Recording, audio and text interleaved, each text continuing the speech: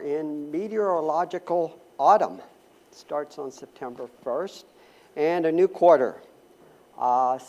Sunday is going to be God's Law is Love, but we're going to be looking at like faith and hope and other things besides love.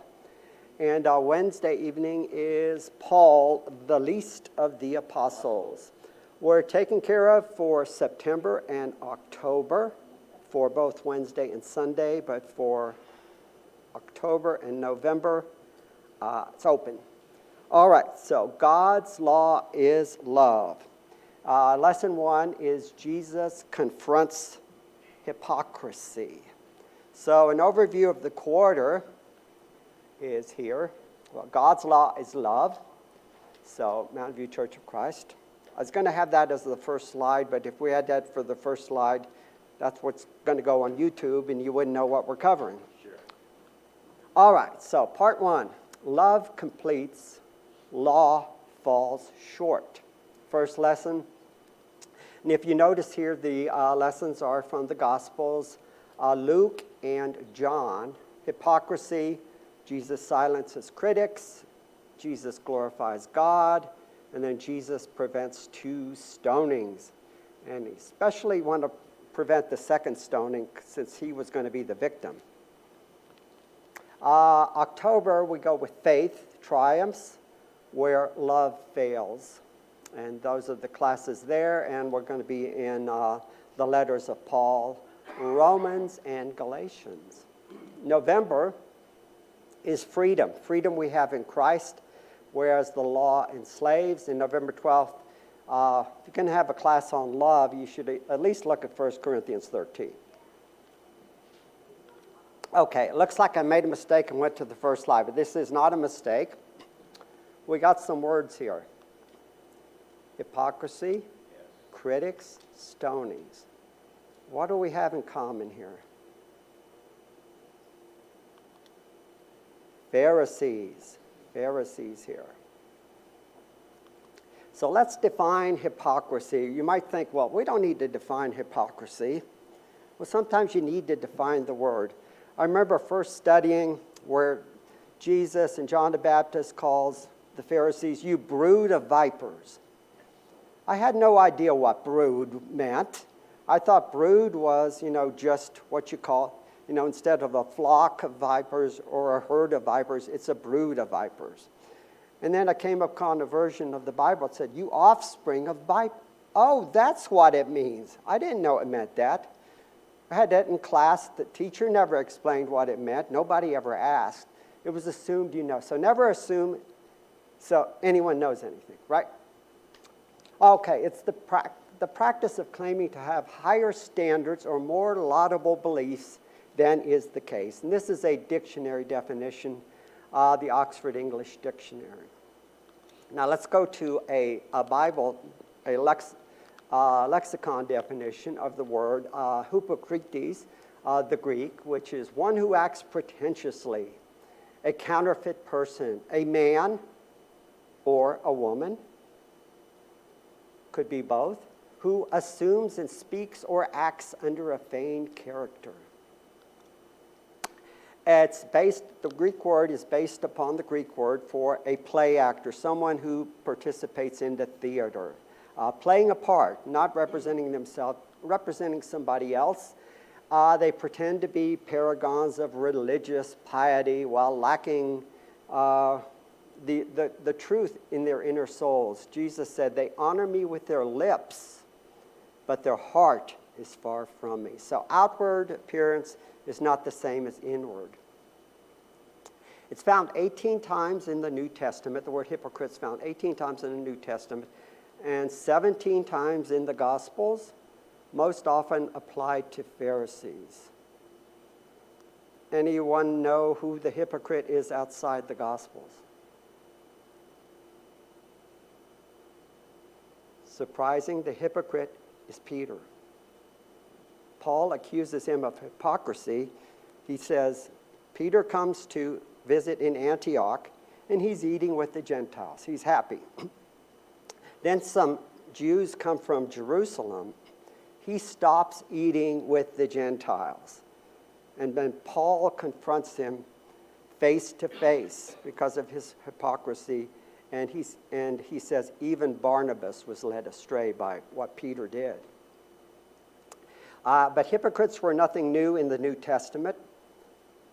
David mentions hypocrites. This is the only time it's mentioned out of the New Testament. I do not sit with men of falsehood, counterfeit men, nor do I consort with hypocrites. I hate the assembly of evildoers, and I will not sit with the wicked. That's Psalms 26, 4 and 5. Here we see, this is what you get when you have an engineer for your teacher. You get charts here. We see Matthew mentions it most often. John doesn't mention it at all. But the Pharisees tended not to like tax collectors. So Matthew here is returning the favor. He doesn't like the Pharisees. So only one time in Mark, I think about 3 times in Luke, and then none in John. But they were play actors on the stage, and they wore these masks. And the masks portrayed their feelings. Were they happy? Were they sad? Were they angry?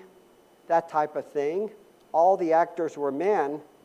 So you have a woman there on stage who's got the mask here. Let's see, this one right here, this one right here. But there's not a woman under that costume. It's a man.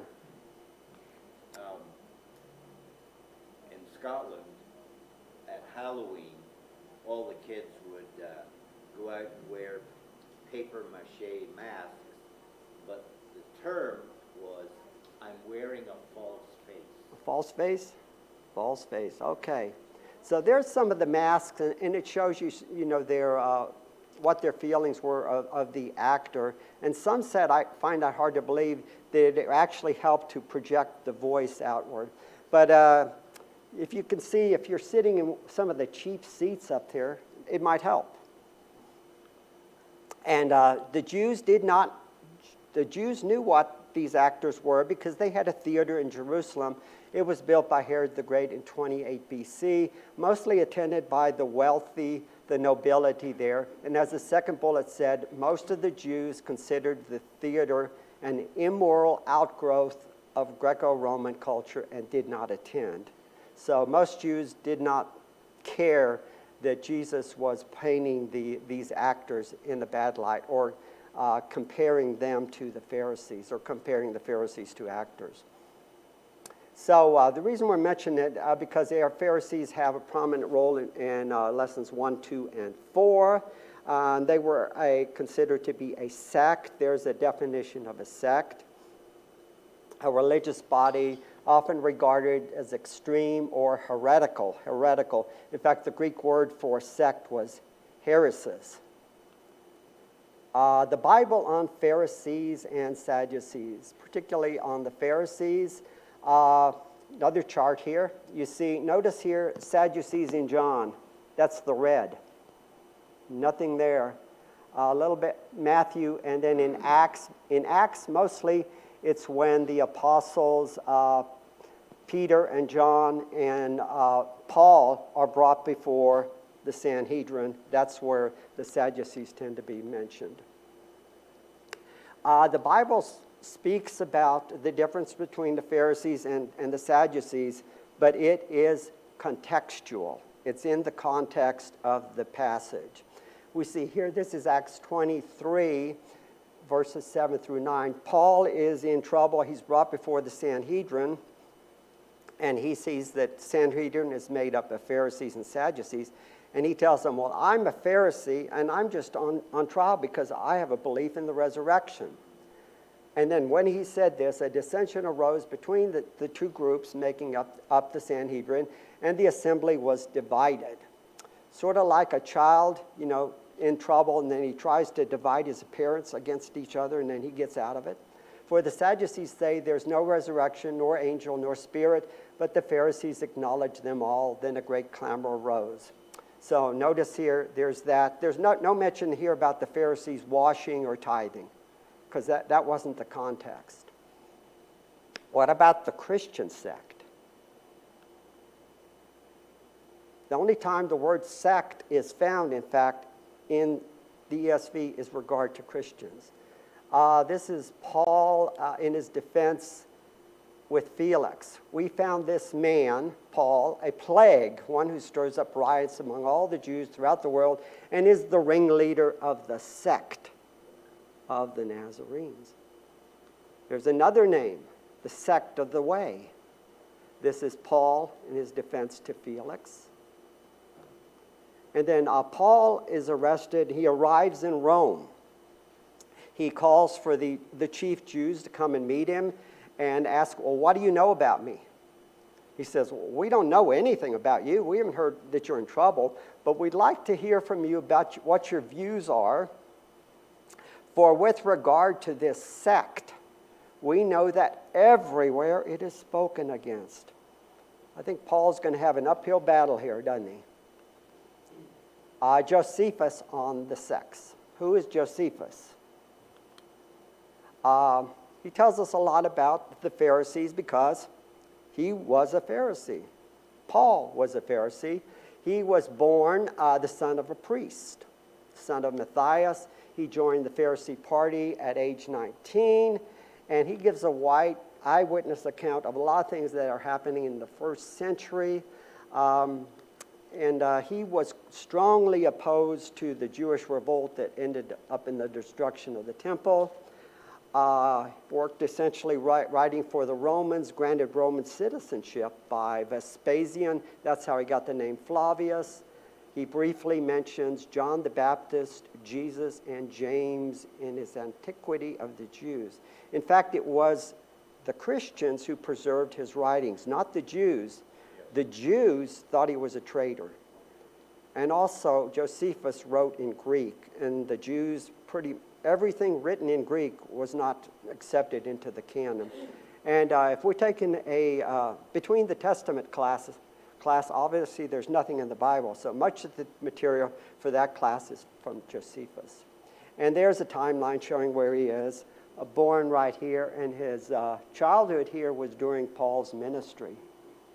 And then he was around, he witnessed the destruction and wrote of the destruction of Jerusalem and the temple. He mentions 4 of them. Pharisees, and this is the number during the time of Herod the Great. Okay, and the Pharisees and the Christians were the only 2 groups that survived after AD 70. Those are the Pharisees and Sadducees, and then we have the Essenes. We know the Essenes, they lived by the Dead Sea, Qumran, and they're responsible for the Dead Sea Scrolls. They did not marry. They adopted children to join them. They believed the priesthood in Jerusalem was illegitimate. This is going back to the time of the Maccabees. The high priest had to be a descendant of Zadok, who was the high priest during Solomon. And they picked a high priest that did not meet that requirement, so they broke off from them. Extremely zealous in keeping the Sabbath. We'll mention that in the next lesson. Zealots. They were like Pharisees, extremely zealous and military Pharisees. Began with Judas the Galilean, who Gamaliel mentions in Acts chapter 5. He says, if this is from God, we won't do anything. We can't defeat it. But if it's from man, then it'll be defeated. And he mentions Judas the Galilean as an example. I only mentioned in the New Testament Simon the Zealot. That was mentioned in the class on Wednesday night. And there's our zealots. Pharisees. What Josephus said, keep in mind he was a Pharisee. They live meekly and despise delicacies in diet. So when you're invited to the house of a Pharisee for lunch or dinner, you're not going to get gourmet dining. It's going to be down-home cooking. They follow the conduct of reason. It sounds good. They pay respect to such as are in years. Maybe if Jesus had been older, might have gone well or better. This I have a whole quote here. Remember, Pharisees believe in the resurrection. What he says here is They believe that souls have an immortal vigor in them and that under the earth, not up in the sky, under the earth there will be rewards or punishments according how they lived. If they live badly, everlasting prison, but if they live good, righteously, the former shall have power to revive, and they will live again, on account of which doctrines they are able to greatly persuade the body of the people. You know, if you're teaching resurrection versus teaching no resurrection, you're going to get more followers. So that's why, he states here, that's why they had a great body. And whatever the people did in their worship, they performed them according to how the Pharisees prescribed them. And then, listen to this, on account of their entire virtuous conduct, both in their actions and their lives, and their discourses also. I think Jesus would disagree with that. Becoming a Pharisee, there were Pharisees' community, there were periods of probation to get in. Probation candidate had to prove his ability to follow the laws of purity. Two schools of thought, Hillel, Gamaliel was Hillel. 1 month, Shammai, 1 year you had to prove that you could follow the purity laws. Following the probation, the candidate then swore, committed to following these laws, purity, became a member of this association and would be able to dine, have meals with them on Friday evening. Becoming a Pharisee did not make you a scribe. That took years of training to become a scribe. In fact, Paul did that under Gamaliel. You had to know the law, you had to know how to write, you had to know all those things. Now, some examples of Pharisee strictness. We have some in the Bible, but here's one. Tithing. There were in Jerusalem, this comes from Joachim Jeremiah, says, Jerusalem in the time of Jesus, an investigation into the economic and social conditions of the time. There were in Jerusalem wine and oil merchants. Those were two things that you were to tithe, whose conscientiousness led them to fill 300 jars with froth from wine, which was sold, and 300 jars with oil that remained in their measuring cups. They delivered it to the temple treasurers because they did not consider that these leavings were their property. How's that for fastidiousness?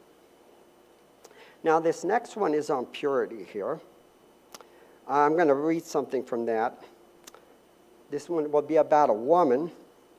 Eastern women take no part in social life.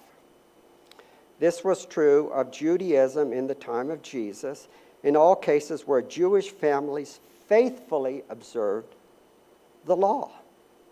When the Jewish woman of Jerusalem left her house, went outside, her face was hidden by an arrangement of 2 veils, a headband on the forehead, with bands on the chin, and a hairnet with ribbons and knots so that her features could not be recognized. Now, Paul does talk in 1 Corinthians chapter 11 about women having head coverings in the assembly, but that's inside, particularly. I don't think she had to have her complete face covered and everything like that. It almost sounds very Islamic too, doesn't it? Yeah. When I read this, I thought about the women of Afghanistan today versus 3 years ago. Okay, so they did all this. Any woman who went outside without this headdress committed such an offense against good taste that her husband had the right and the duty to divorce her, and was under no obligation to pay the sum of money to which, on divorce, the wife had a right by virtue of the marriage contract. Now, Jesus talked about divorce, so you give her a certificate of divorce. That is written, that's not something he writes on a napkin, that you go to a scribe, it's official, and then that brings into account review of the marriage contract. What's the reason that she get the marriage contract? And the certificate of divorce was actually for the woman's benefit. Because if she went outside, she was now free. Women, they were under their father, then they're under their husband. Once she's got that certificate of divorce, that is her certificate of emancipation. Her husband no longer has authority over her father no longer has authority over. So her husband can't say, oh, you're out now with another man, you know. No, she's got that certificate of divorce. He has no authority. And it says, only in her wedding procession was a bride seen with her head uncovered. Now here, taking it to the extreme. There were even women so strict that they did not once uncover their head in their house. Women like Kimhet, who it was said saw 7 sons admitted to the high priesthood, which was regarded as a divine reward for extreme property. She stated, may this and that happen to me, if even the beams of my house have ever seen the hair of my head. Did this woman ever take a bath? I think the beams of her house were happy. Okay, so there's a chart there. What this shows is most Pharisees were not scribes. Most scribes, however, were Pharisees. So there was a lot more involved in being a scribe than being a Pharisee. This is shown here in Luke 11:45. It's not part of it. One of the lawyers answered him, teacher, in saying these things against the Pharisees, you're insulting us also, because the scribes also did this. And then I bet he wishes he hadn't have said that. Then Jesus lays it on the scribes. But woe to you lawyers also. And keep in mind, when the Bible talks about scribes, it's also lawyers, teachers of the law, experts of the law, and experts in religious law. That's in the New Living Translation. And then sinners and tax collectors, well, if I had more room, that would be like several feet away from those Pharisees. The riffraff. Yeah. And they had the bar really low for sinners and Pharisees. Essentially, sinners, anyone that wasn't a Pharisee. So, Matthew tends to lump the two together. Luke will be more fastidious and give us the difference between scribes and Pharisees. Scribes impose strict religious laws on the people while avoiding the laws themselves. Well, if you know the law, you know the loopholes. They build tombs for the prophets while condemning to death men sent by God. They build tombs for the men that they condemned. Keep their knowledge of God from the people and make no use of it for themselves. They know it. They keep it from the people, but since they know it, they should be doing it, but they're not.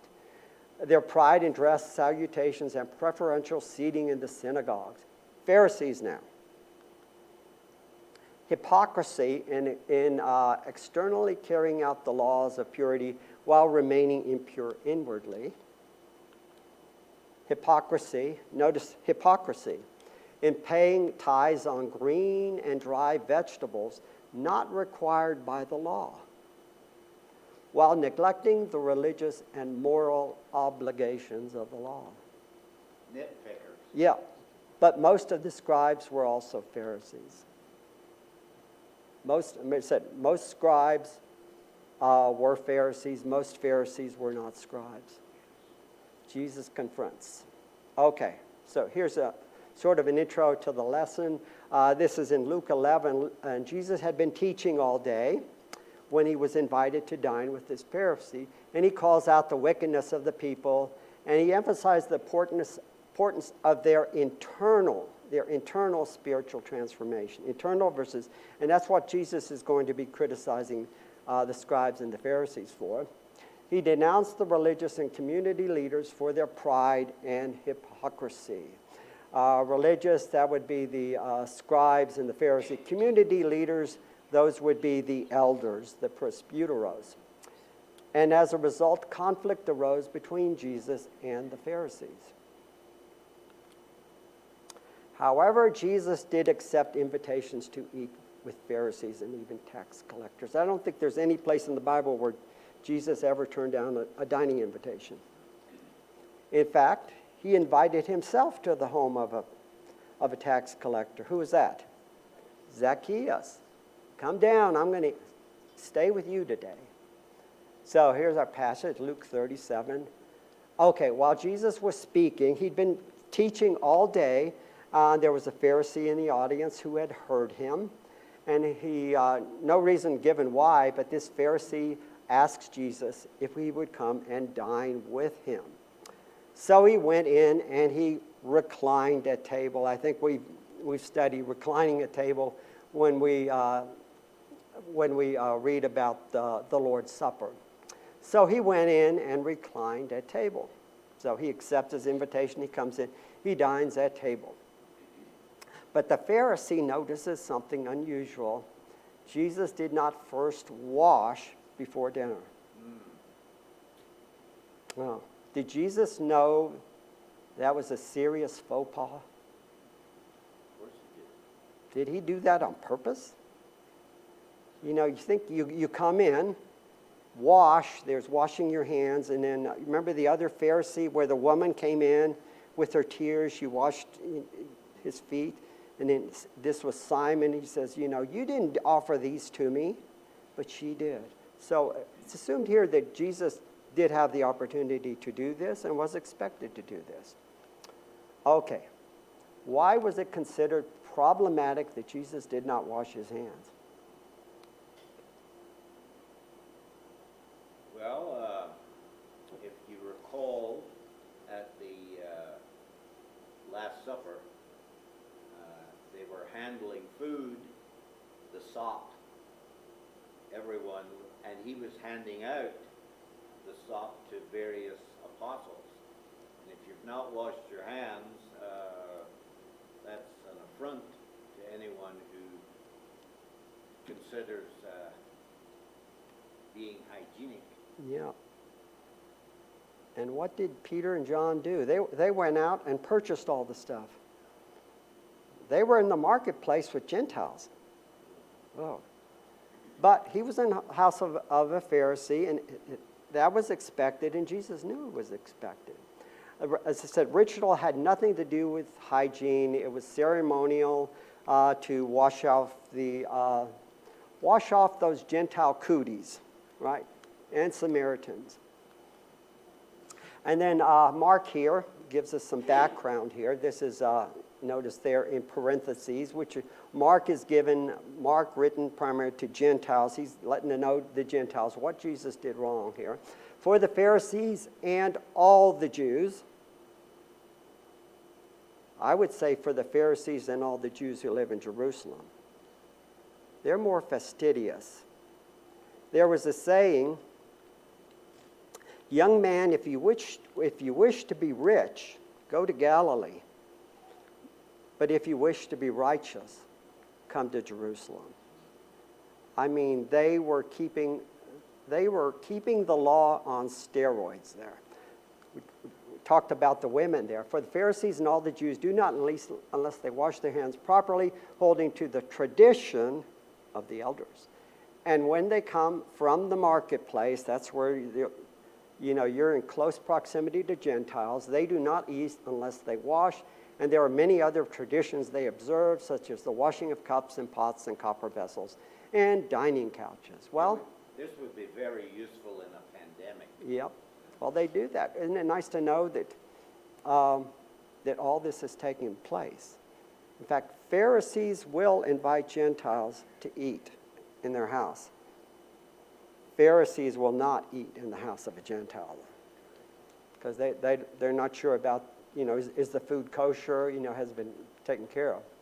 Okay, so before eating anything, scrupulous Jews who live in Jerusalem had water poured over their hands to remove the defilement contracted by contact with a sinful world. So if the water is poured over your hands into a basin, you would assume there would have been a person there. Here comes Jesus, he's ready to do that for you. He just goes and sits down. The quantity of water and the manner of washing are prescribed in minute detail in the oral law, the Mishnah. They tell you how much water you have to use, how it's done. The Pharisee clearly expected that Jesus, as a noted religious teacher, would have known this and would have conformed to this practice, especially in his home. Now, the Lord said, the Pharisee didn't say anything, did he? He was just astonished. Jesus knew his heart. The Pharisee said, Jesus said, now you Pharisees cleanse the outside of the cup and of the dish, but the inside of the cup you are full. No, he didn't say that. He compares the outside of the cup and the dish to the inside of them. He says, you know, you think you're good on the outside, but on the inside, that's what's important. Inside, you're full of greed. Inside, you're full of wickedness. In fact, they could be so greedy, they could say to their parents, you know, the money I took to take care of your old age, well, I've dedicated to God, so I can't take care of you. And then, of course, after their parents died, well, it's not dedicated to God anymore. You fools, do you not know that he who made the outside also made the inside? But give as alms those things that are within, and behold, everything is clean for you. So here he's talking about alms as opposed to the greed that's inside of you. Is the inside as clean as the outside appears? Have you ever sent a dish back at a restaurant because it was dirty? Excuse me, this fork hasn't been cleaned. I went to a house of some members of the church, and they asked me, did I want a cup of tea, which is usual in Ireland, and they handed me a cup that had baked on egg yolk. And I just said, make sure the tea is very hot, please. Okay. I still remember your story about that glass of water you had in Brazil. In Brazil with the little wiggly things. Oh, goodness. Okay, three woes, Luke. Against injustice, verse 42. Against pride, you know, that was the scribes. And against deadly influence, verse 44. Verse 42. But woe to you Pharisees, for you tithe mint and rue and every herb, and neglect justice and the love of God. These you ought to have done without neglecting the others. The woe here. Now, it's said, if a sermon's worth preaching once, it's worth preaching twice. Yes. Have you heard that? Especially different locations. This is in Matthew. This is not a parallel account. The one on top is when Jesus was dining with the Pharisees.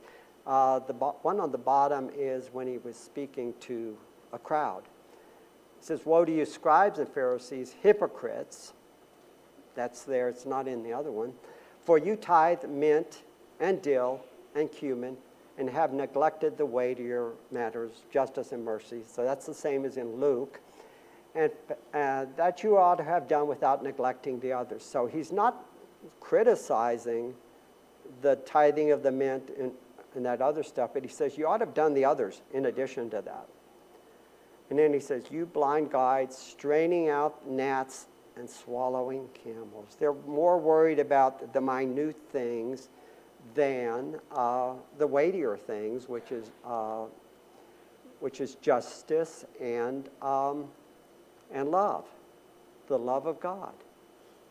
So, mint and dill and cumin. I was a little surprised by that. I said, wait a minute, isn't it mint and dill and cumin? But he mentions rue. Rue. Sound familiar? You're going to the store and there's rue on the. Go get a bottle of some McCormick rue. You know, they don't have it. What is rue? It's not. You don't eat rue. It's medicinal. Crushed rue leaves are placed in the ear canal for earaches, headaches, insect repellent, and a poultice against rheumatism. So you don't eat this. Due to its toxicity, the use of the plant is now considered obsolete by modern standards. also in culinary circles, to make a roux is something quite different than Okay. this. Yeah. Yeah. Yeah. Now Luke mentions rue. It's medicinal. What was Luke's occupation? Doctor. So that's why he mentions this. What do you think? Now you can think about this or you can answer it.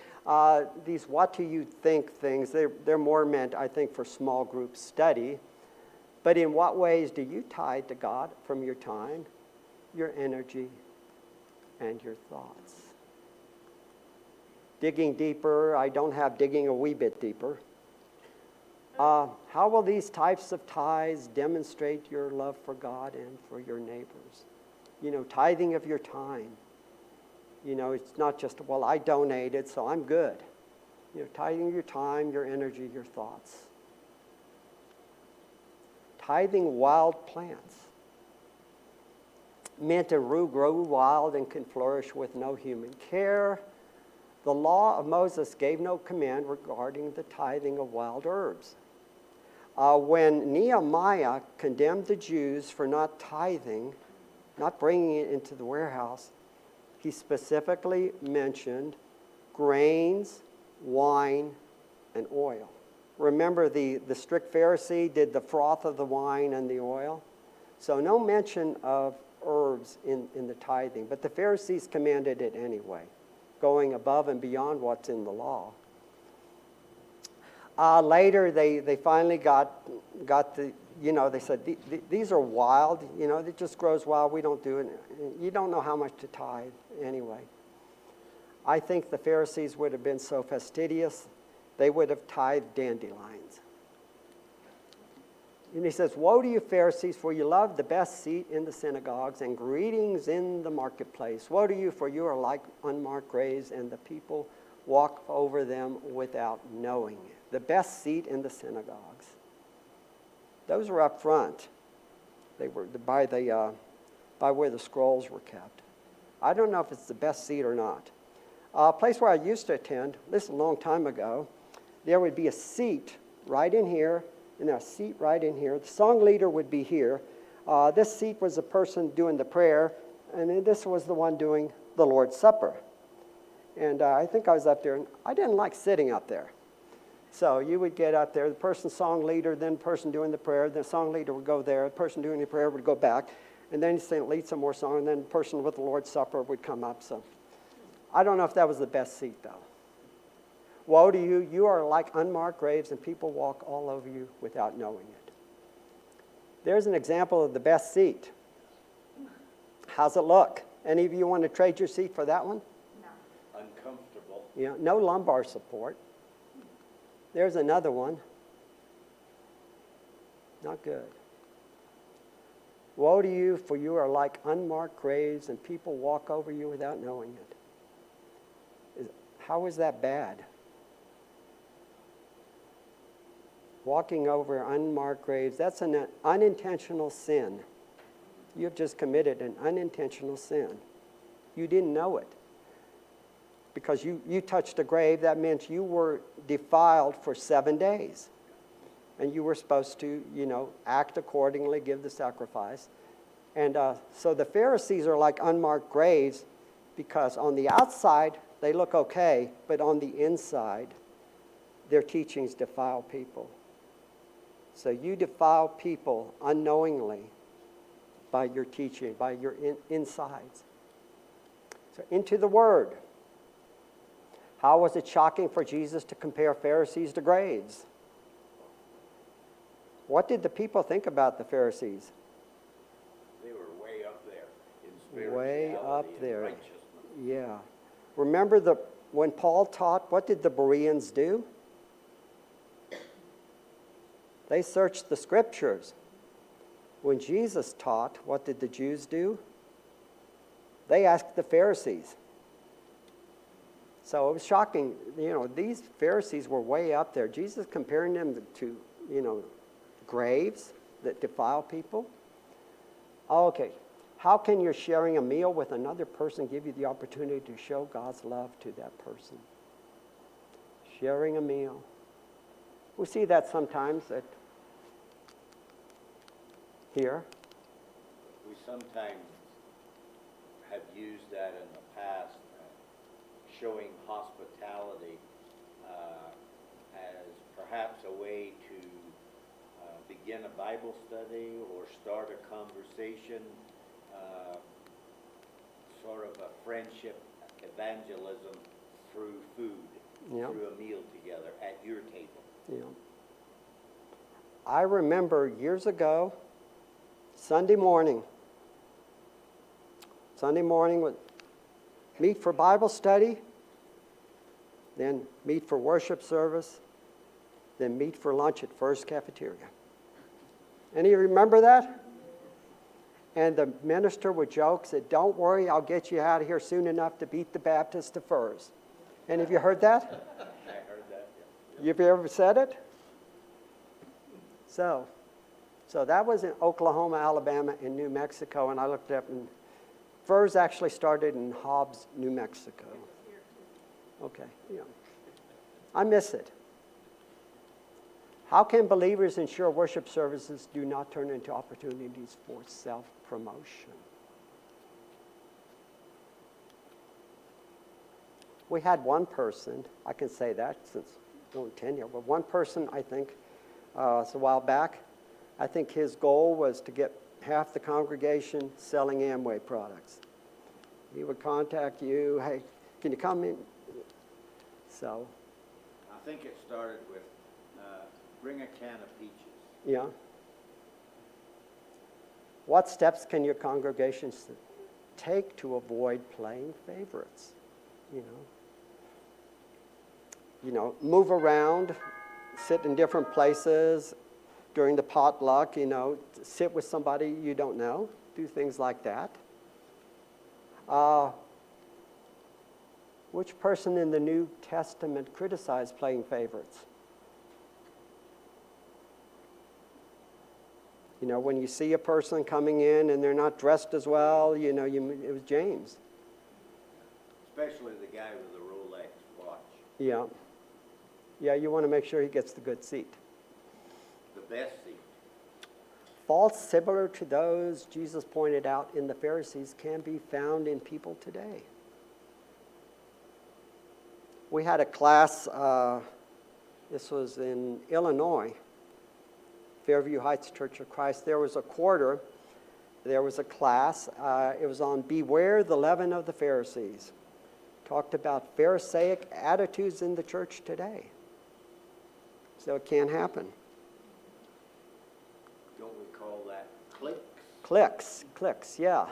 Followers of Jesus must honor the commands to love God, show justice, and demonstrate merciful love. All good things. Follow God, show justice. Jesus mentioned that specifically to the Pharisees, and demonstrate merciful love. God's law is love. Does your behavior lead you to love God more deeply and to act justly for others? If so, are you on the right track to loving God and to your neighbor? I guess these are just ones to think about for yourselves. Sometimes we, as humans, we tend to gravitate to those that we like and exclude others that we don't know very much about, or maybe even don't like. Yeah. And that can tear a church up pretty badly. Yeah. So, if you're studying a passage and you're checking out a commentary, check out another one, you check out another, and you just keep on checking it out until you find somebody that agrees with you. Right? Pure religion requires that we love God and that we love our neighbors. What does it Shema say?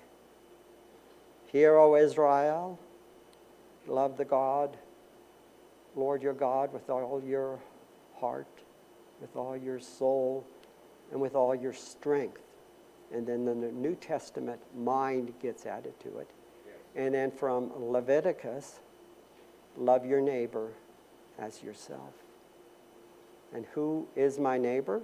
Was asked of Jesus. We get the parable of the Good Samaritan.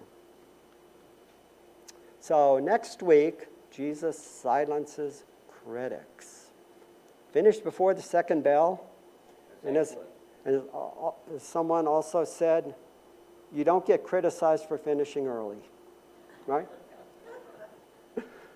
All right, Jesus silences critics next week, and I think that will also be from the book of Luke.